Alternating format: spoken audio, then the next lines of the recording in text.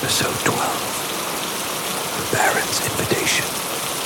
For several days, Ryan observed Baron Thornfield's manor from a distance. The estate was situated on a hill overlooking the village, surrounded by high walls and an iron gate, giving it the appearance of a fortress. Security was tight, and the entry of outsiders was strictly controlled. Walking through the front gate was impossible. You would have to find another way. An uninvited guest is never welcome, Ryan thought. But if you make yourself an important guest, the doors will open on their own. Ryan formulated a plan. First, he visited the village tailor and invested a significant portion of his money into a custom-made, high-quality nobleman's outfit. A lavish tunic made of velvet and silk, well-pressed trousers, and gleaming leather boots.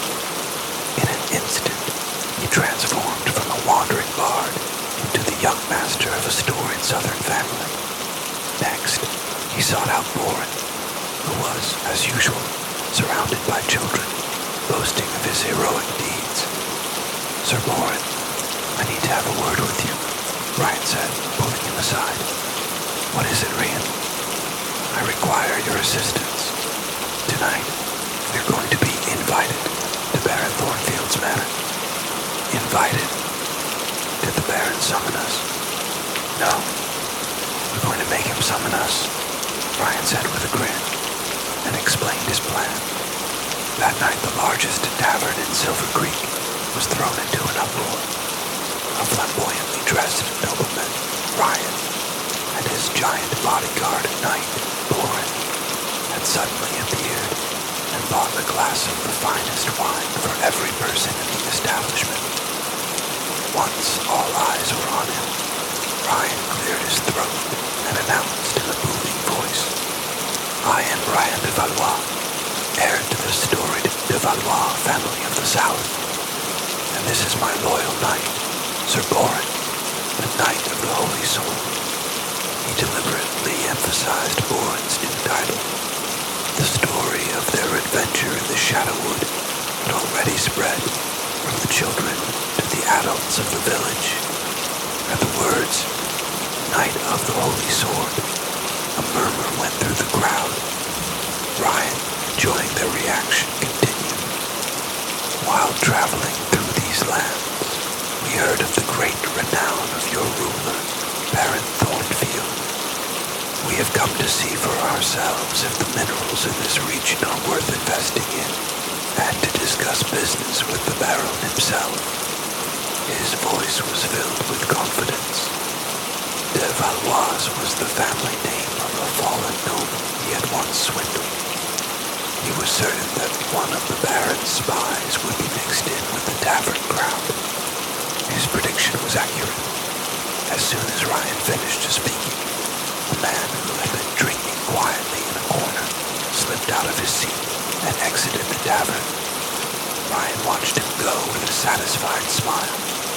The bait had been cast. Now, he just had to wait for the fish to bite. About an hour later, the tavern door opened and two soldiers wearing armor emblazoned with the Baron's crest entered. They walked straight to Rian and bowed respectfully. "Greetings, Lord Rian de Valois. Our master, Baron Thornfield, has heard that distinguished guests have arrived in his village and has extended a formal invitation to his manor." Everything was going according to Rayon's plan. He nodded, putting on his most arrogant expression. "Well, it's about time. Lead the way." Guided by the soldiers, Ryan and Boren headed to the Baron's manor. The heavy iron gate, once firmly shut, swung open for them. After passing through a magnificent garden, they were greeted at the main entrance by an old man who appeared to be the butler. "You must be weary from your long journey. The master is waiting for you in the parlor." The parlor was lavishly decorated. Expensive paintings hung on the walls, and a plush carpet covered the floor. And there, sitting in an armchair in the center of the room, was a man. It was Baron Thornfield. He appeared to be in his mid-40s, a man with a pale face and sharp eyes. A polite, yet somehow cold smile played on his lips. To think that Lord de Valois and the Knight of the Holy Sword would honor my humble domain with your presence. I am truly honored, the Baron said, rising from his seat. His voice was as smooth as a snake's. It is a pleasure to meet such a renowned Baron, Ryan replied with a sycophantic smile, taking his hand. The Baron's hand was as cold as ice. In that moment, Ryan felt an unnerving chill crawl down his spine. The Baron's eyes were smiling, but deep within them, Ryan saw the empty gaze of a starving predator. He realized he had willingly walked into the tiger's den, and this game was going to be far more dangerous than he had ever imagined. Episode 13, A Dangerous Banquet. The dinner with Baron Thornfield was magnificent, but beneath the surface, it was a battlefield where invisible blades flashed. All manner of delicacies were served on the table, but Ryan could barely taste the food. His every nerve was focused on the man sitting across from him, watching the Baron's every move. The Baron poured wine with an elegant gesture, his voice as smooth as a snake's, as he posed his questions. The de Valois were one of the most distinguished families in the South. I must admit, I'm truly curious as to what brings you to a rural backwater like this. I heard you were interested in investing in minerals. It is at my father's command, Rion said, coolly reciting the lie he had prepared. He believes that the wine produced on our family's estate is not enough to secure our future, and so he has ordered me to pioneer a new enterprise. I am particularly interested in the minerals of the north, especially rare ones like mithril or adamantium. I have heard a rumor that a mysterious silver ore, known as the Tears of the Stars, was recently discovered in Baron Thornfield's mine. Tears of the Stars was a name Ryan had just invented. He had cast it as bait to gauge the Baron's reaction. The Baron's eyes narrowed for a fraction of a second. It was a minuscule change, but Ryan did not miss it. I have never heard such a romantic name. We only mine ordinary silver and iron here, Lord de Valois, the Baron said, feigning ignorance. But a note of caution had crept into his voice. However, if you are truly interested in investing, I would be happy to show you the mine myself tomorrow. It is the pride of our Silver Creek. The entire conversation proceeded in this manner. The Baron suddenly mixed in questions about the latest trends in Southern high society, or the genealogies of famous families, to probe Rian's identity. Rian, using the knowledge he had picked up in the social circles of Belmore and his innate resourcefulness, managed to navigate the verbal minefield. He avoided the Baron's suspicion by acting as if he were a member of that world, casually mentioning a scandal involving a certain family, or critiquing a famous knight's duel. In the midst of this conversation on thin ice, the unexpected variable was born. As if he had no interest in such mind games, he was completely engrossed in demolishing the giant roasted turkey on his plate. The Baron turned his attention to him. You look very brave, Knight of the Holy Sword. I too have heard the tale of how you defeated the witch in the Shadowwood and saved the forest. May I have a look at that holy sword, the Astra Blade?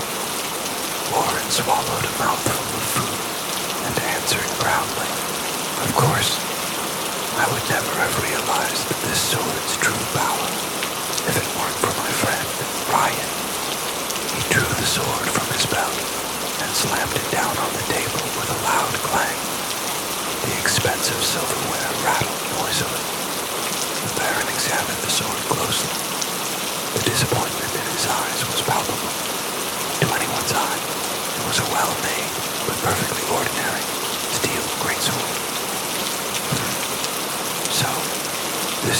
legendary. True power is not something you can see with your eyes, Baron. Ryan quickly interjected. The Astra Blade only reveals its true form in the hands of a worthy master. When it is wielded for the cause of justice, it maintains the appearance of an ordinary sword to avoid the covetous eyes of the wicked. It was a plausible excuse, but the glint of suspicion did not fade from the Baron's eyes. Just then, Boren, with an innocent face, dropped a bomb. Actually, until recently, I thought this was just my great-grandfather's rusty old sword. For a moment, the air in the parlor froze. Ryan felt a chill run down his spine as he shot a glare at Boren. The cold smile on the Baron's lips deepened. He looked at Ryan, his gaze seeming to pierce right through him. I see. A very interesting sword. After the banquet, the Baron offered them a room for the night. It was an offer they could not refuse. Guided by the butler, Ryan and Boren were led to a lavishly decorated guest room. As soon as they were inside, Ryan locked the door and snapped at Boren. Sir Boren? What were you thinking, saying something like that? Everything was almost exposed. What do you mean? I was just telling the truth, Boren said, looking utterly clueless. Ryan let out a deep sigh. Partnering with this naive knight was like walking a tightrope while carrying a ticking time bomb. He looked out the window. The manor's garden was beautiful under the moonlight, but its shadows seemed to teem with countless secrets and dangers. Sir Boren, listen carefully. This manor is a far more dangerous place than we thought. The Baron doesn't trust us. He will likely try to test us tonight. Do not leave this room and follow my instructions no matter what.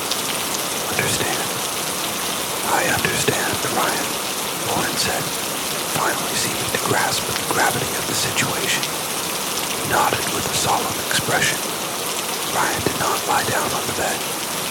Instead, he sat in a chair, took out the dagger from his belt, and checked its edge. It was going to be a sleepless night. Just as he had predicted, in the dead of night, a faint sound broke the silence of the manor.